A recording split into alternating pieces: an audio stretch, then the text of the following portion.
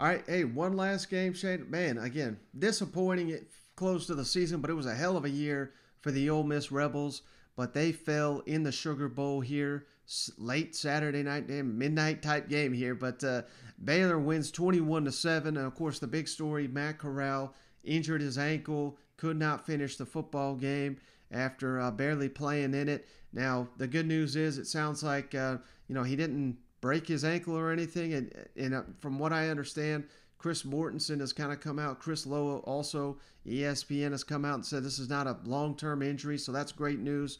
Man, you just see the importance Matt Corral had on this 10-win Ole Miss team that advanced to the Sugar Bowl. They basically had no shot without him. And that's not to diminish Dave Aranda's defense at Baylor. I mean, they played lights out, but man, when you lose your leader, you lose your captain. I know Luke Altmaier, the backup, came in. He had the one nice touchdown, but the Rebels just basically stood no chance without their captain on the field. You know what? Yeah, and you just wind out of your sails. That's what it felt like, Mike. It felt like we just tucked in after this. I thought Ole Miss defense gave them hell. I thought that, they gave them every opportunity to stay in this ball game, but we just, once Matt's out, man, it's almost like we weren't ready for plan B. You know what I'm saying? So I hate it for a lot of the players out there. I hope Matt does well. I hope this doesn't ruin, because here we are talking about, all these players opting out and things like that. Then you get a story like this. You know what I'm saying? It's kind of hard not to point at it. So long as it doesn't affect his draft stock, hopefully, he'll still be representing the university many, many years in the NFL. Yeah, and like you said, credit the defense, Shane, who, the only score of the first half was a pick six thrown by Luke Altmaier. I mean, the Rebels didn't give up a single point in the first half.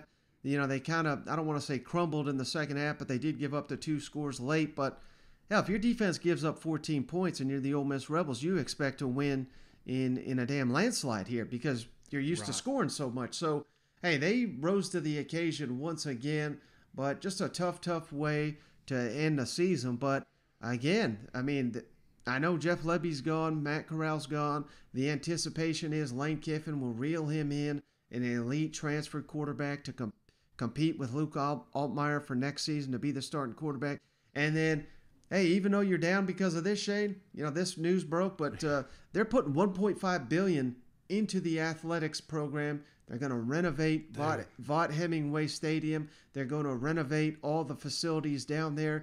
And now this is a stroke of genius, Shane, because we all know with Texas and Oklahoma coming, the SEC is going to be a super conference. And I know a lot of fans outside the SEC, they don't understand the passion of Arkansas and Ole Miss and on and on and on. I mean, the resources, the fan base, all that is in place. There just needs to be that commitment of excellence. And yeah, I know Alabama's a dynasty, and we're all thinking, oh my God, we can never be Alabama. I truly think, Shane, if you put in those resources and you got the coaching staff and you find the right players, I mean, I don't want to say dynasty to Alabama's level, but I really think the rest of the SEC, all those programs have an opportunity to rise to that level, to be an SEC champion, to be a national champion. You just got to put forth the resources. And, man, you hear $1.5 billion. I mean, that's like NFL franchise money. Yeah, I mean, that just goes to show the level of commitment down here, not only in Oxford, but across the SEC, because that's why they're doing it, because they want to compete with Alabama, with LSU, with A&M. Yeah. They see what's going on, and you can sit back and say, well, we'll do it in 5-10 years. It's going to be too late, brother. You got to do it before Texas and Oklahoma come in here. But, man, it's wild to see where this thing's going. You know what? Absolutely, man. And I think that's why you think you Papaw's football teams here, as the reason they were on top. They were the ones spending all the money there for many, many years. Right. Well, guess what? Now there's a lot more teams doing it.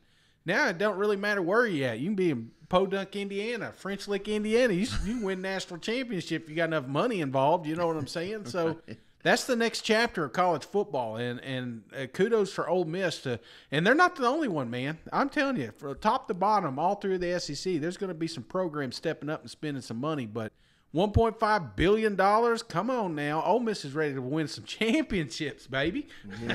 Yeah, Lane, did you get a sense of what Matt's injury was? And do you know if he has ESDI or any other sort of insurance? Yeah, I'm not going to get into Matt's insurance. He does. This does not appear to be that type of injury where that would ever be a factor. His X-ray was negative. He just wasn't able to go, so I don't think that that's a factor. Hey, Lane, what were your emotions when you saw Matt get injured? I know you were obviously very much so involved in the game, but what were your emotions seeing that, and how tough was that for you? I probably didn't do a good enough job. That's obviously a difficult situation, especially when a kid's playing in the game. So my mind raced with a lot of thoughts right there, and that's just for my love for him, just like I would if it was my own son in that situation. So, maybe I didn't do a great enough job with the team because, I was really hurting for him in that situation because I know how much he's put into it, how much it means to him, and for that to be taken away like that, really sucks.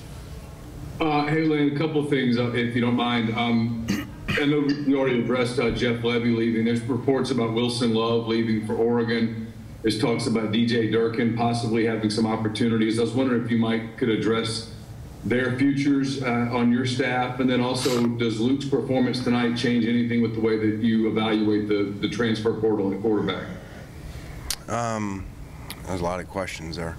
Wilson is going to Oregon. We're happy for him. Again, when you win, like we did, and have a historic regular season, people come and want a piece of what you're doing. So, that's happened. And we lost a couple the year before. Levy obviously going and splitting time between there and back here. We appreciate him doing that in the bowl prep. That was not easy for him. And the way our defense played tonight, DJ's probably gonna have a lot of opportunities. But he's done a great job all season. I don't know of any other opportunities or anything, but he's done a fabulous job with our players, not just performance, but recruiting and flipping over a roster that, you guys have followed it here. When it was one of the statistically over the last 5 years of defense here, as bad as anybody in the country. So he's done a great job, along with the other coaches, of flipping that roster over to play like they did tonight and like they did most of the season. Lane, the Luke Altmaier part of this, kind of going off what Neil said a little bit there, but did you see enough from him tonight where you would be confident in him being your future starting quarterback? Yeah, again, that's a very difficult situation for any backup quarterback, especially a freshman, to go into in a Sugar Bowl versus a really good defense. And it's not like we were lighting it up before he went in. We were struggling before. So I don't think we did a great job, game planning, and I thought they did a great job, and, I thought it showed up. They outcoached us today on that side of the ball. And Dave's done that to a lot of people, including myself at times. Well, I'll tell you what, Shane, it's going to be the SEC winning them another one here in a couple days, because once again, Alabama, Georgia meeting in Indianapolis. We'll have a lot to preview of that before the game arrives. But, man, long recap here. A lot of action in the SEC over the weekend. You got anything before we end this one? Nope. Just, again, ACC refs suck, but other than that, it's good to have the SEC winning the national championship again.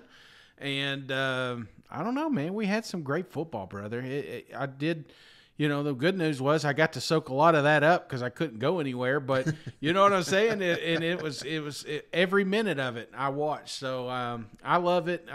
Another year is almost in the books, but I think it's going to end on an epic national championship game that if you think you know exactly who's going to win, you don't know shit, because I think this is coming down to the wire, Mike. This is going to be a pick-'em, and it's going to be a fun-fought football game. Yeah, without a doubt. Well, brother, I appreciate you hopping on the line. I appreciate each and every one of you for checking us out. We're going to have tons and tons and tons of guest interviews in the days and weeks ahead. So, hey, the season may be winding down, but we ain't slowing down just yet. Yeah. So I appreciate it, and we'll catch you on the next one. All right. See you guys. Go Vols.